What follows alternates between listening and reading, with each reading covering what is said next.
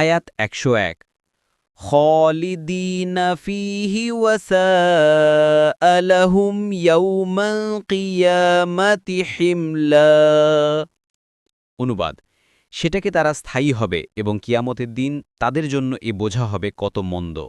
আয়াত 102 يوم ينفخ في الصور ونحشر المجرمين يومئذ زرقا অনুবাদ, যেদিন সিংগায় ফুৎ দেয়া হবে এবং যেদিন আমরা অপরাধীদেরকে নীল চক্ষু তথা দৃষ্টিহীন অবস্থায় সমবেত করব।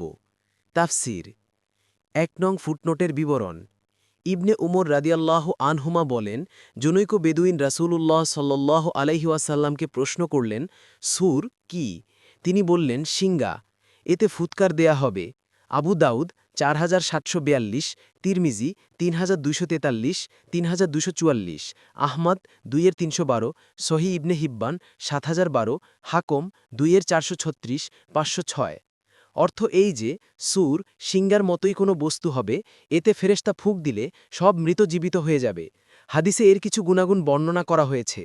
এক হাদিসে রাসূলুল্লাহ সাল্লাল্লাহু আলাইহি ওয়াসাল্লাম বলেন, ইসরাফিল সিংগা মুখে পুরে আছেন, তার কলার তীক্ষ্ণভাবে উৎকর্ণ করে নিচু করে রেখেছেন, অপেক্ষা করছেন কখন তাকে ফুঁক দেওয়ার নির্দেশ দেয়া হবে।